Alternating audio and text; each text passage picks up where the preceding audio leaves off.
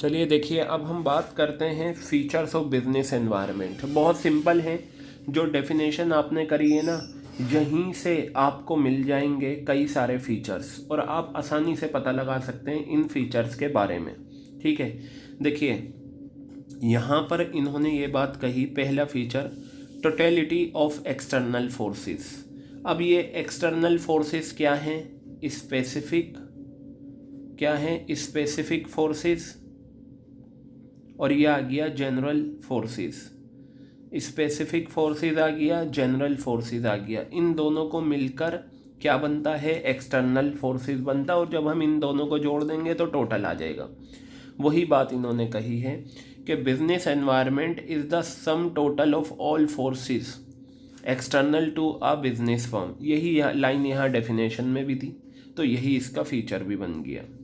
ठीक है, business environment क्या है? सम टोटल है ऑल फोर्सेस, वो सारी फोर्सेस जो एक्सटर्नल हैं।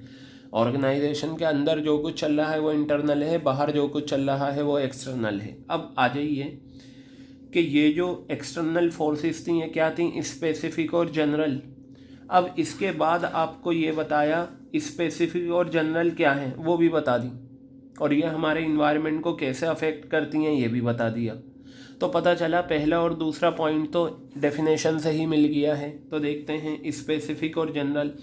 इसका नाम स्पेसिफिक इस वजह से क्योंकि स्पेसिफिक लोग हैं, इन्वेस्टर अलग होते हैं, कस्टमर अलग होते हैं, कंपटीटर्स अलग होते हैं, सप्लायर अलग होते हैं, और हर किसी का अपना नाम है, तो इस वजह से स्पेसिफिक नाम दिया गया।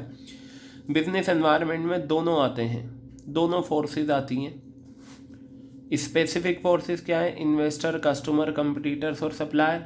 और जनरल फोर्सेस, ये जो पांचों पॉइंट है ना, ये आपके सिलेबस में आगे पढ़ने वाले हैं आप। Economic environment, social environment, political, legal, technological. ठीक है, इन चारों के बारे में मैंने बता दिया। अब इन्होंने ये बताया कि पहले तो यहाँ पर पहले सेंटेंस में ये बताया कि कौन कौन सी फोर्सेस बिजनेस एनवायरनमेंट में आती हैं। अब ये हमारे स्पेसिफिक हमारे बिजनेस को कैसे अफेक्ट करती हैं, जनरल हमारे बिजनेस को कैसे अफेक्ट करती हैं, वो हमें देखना है।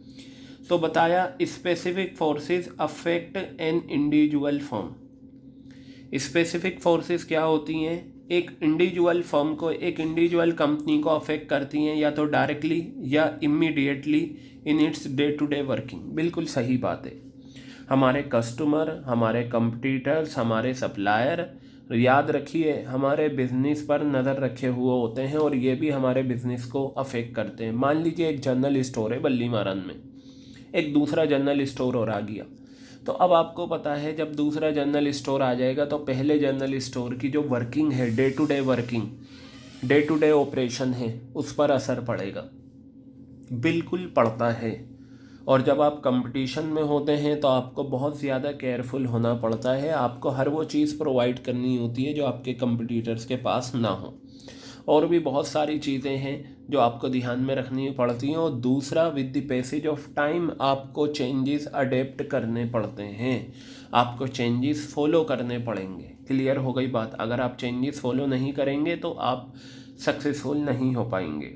तो बताया स्पेसिफिक फोर्सेस जो है वो एक इंडिविजुअल फर्म को अफेक्ट करती है उनकी डे टू डे वर्किंग में। और जो जनरल फोर्सेस हैं, यानी कि ये पांचों conditions have impact on all business firms, यानी कि जितने भी बिजनेसेस हैं सबके लिए होती हैं ये, और ये एक इंडिविजुअल फर्म को अफेक्ट कर सकती हैं इनडायरेक्टली। क्लियर है बात ये? तो ये आपका 2 पॉइंट हो गए। अब तीसरा फीचर आता है डायनामिक नेचर। डायनामिक का मतलब क्या होता है? विच कीप्स ऑन चेंजिंग, यानी कि बिजनेस एनवायरनमेंट एक ऐसा इन्वायरमेंट है जो चेंज होता रहता है। और ये बात तो आपको अच्छे से पता है, सरकार की पॉलिसीज़ बदल जाती हैं, वेदर चेंज हो जाता है, ठीक है, ट्रेडिशंस चेंज हो जाते हैं, जिसकी वजह से परेशानियाँ आती हैं। अब ये देखिए, business environment is dynamic in nature, it keeps on changing. ठीक है, अब देखिए किस तरीके से चेंज होता है। It keeps on changing in terms of shift in consumer preferences, consumer की प्रेफरेंसेस चेंज हो गई। टेक्नोलॉजिकल इम्प्रूवमेंट, टेक्नोलॉजी में क्या आ गया? सुधार आ गया। टेक्नोलॉजी आती है, अब ये देखिए ये आईफोन के न्यू वर्जन जो आते हैं ये है क्या? ये क्या हो रहा है, टेक्नोलॉजी नई आ रही है तो हर नए मोबाइल फ़ोन में कुछ नए फीचर सेट हो जाते हैं जो पुरानों में नहीं होते। यही टेक्नोलॉजिकल इम्प्रूवमेंट कहलाता है। तो इसलिए कहा गया कि बिजनेस एनवायरनमेंट का नेचर क्या होता है, डायनामिक। क्लियर हो गई बात। अब उसके बाद आता है अनसर्टेनिटी। बिल्कुल सही बात है, बिजनेस एनवायरनमेंट इज़ अनसर्टेन है। आप ये बताइए, किसे पता था कोरोना होगा, और किसे पता था कोरोना होने की वजह से, ठीक है, बिजनेस पर इतना इम्पैक्ट पड़ेगा और सब कुछ बदल जाएगा। तो वही चीज़ है, बिजनेस एनवायरनमेंट अनसर्टेन है। क्यों? क्योंकि बहुत मुश्किल होता है ये पता लगाना कि फ्यूचर में क्या होने वाला है, स्पेशली तब जब चेंजेस बहुत जल्दी हो रहे हैं और इंफॉर्मेशन टेक्नोलॉजी और फैशन इंडस्ट्री जो है में सबसे ज़्यादा चेंजेस आते हैं। और ये हकीकत बात है, आईटी टेक्नोलॉजी की फील्ड और फैशन इंडस्ट्रीज़ में चेंजेस सबसे ज़्यादा आते हैं।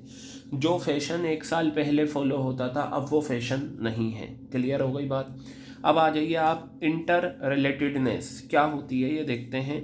कई सारे फैक्टर्स जो होते हैं बिजनेस एनवायरनमेंट के एक दूसरे से रिलेटेड होते हैं। जैसे हम देखते हैं इंक्रीज अवेयरनेस फॉर हेल्थ, आज लोग अपनी हेल्थ को लेकर बहुत जागरूक हो गए हैं। तो इस हेल्थ के लिए जो जागरूकता आई है इसने क्या कर दिया है, डिमांड बढ़ा दी है हेल्थ प्रोडक्ट्स के लिए। जैसे डाइट कोक आ गई, फैट फ्री कुकिंग ऑयल आ गया, ठीक है, ये आ गया। क्लियर हो गई बात। कॉम्प्लेक्सिटी, बिजनेस एनवायरनमेंट बहुत कॉम्प्लेक्स है। क्यों? क्योंकि ये बहुत मुश्किल है पता लगाना कि इम्पेक्ट क्या पड़ेगा इन पांचों इन्वायरमेंट का किसी भी प्रोडक्ट की डिमांड में या मार्केट में। जैसे एक एग्जांपल लिया, अगर चेंज आता है किसी प्रोडक्ट की डिमांड में तो ये बहुत डिफ़िकल्ट हो जाता है ये पता लगाना कि ये जो इन्वायरमेंट है अलग अलग, इनका उस प्रोडक्ट पे क्या क्या इफ़ेक्ट पड़ा। ये पांचों अभी हम पढ़ेंगे। जैसे मान लो एक प्रोडक्ट की डिमांड चेंज हो गई, तो जब प्रोडक्ट की डिमांड चेंज होगी तो उसकी डिमांड चेंज होने से, ठीक है, प्रोडक्ट की डिमांड पर इको इन्वायरमेंट का कितना असर पड़ा, सोशल का, पॉलिटिकल का, ये पता लगाना थोड़ा मुश्किल काम होता है। लास्ट पॉइंट है relativity. Business environment is relative concept. Relative का मतलब होता है कि ये कंट्री टू कंट्री डिफ़र करता है और रीजन टू रीजन भी डिफ़र करता है। देखते हैं, आपने देखा होगा साड़ी की जो डिमांड होती है वो इंडिया में ज़्यादा है, जबकि फ्रांस में बिल्कुल नील है, फ्रांस में कोई साड़ी नहीं पहनता। टेक्नोलॉजी जो है जापान में वो बिल्कुल डिफ़र करती है इंडिया में और पाकिस्तान में। क्लियर हो गई बात ये। तो बेटा ये जो 7 पॉइंट्स थे आपके फीचर्स ऑफ बिजनेस एनवायरनमेंट के, आपको इन्हें बहुत बहुत अच्छे से प्रिपेयर करना है। ये थे हमारे फीचर्स ऑफ बिजनेस एनवायरनमेंट।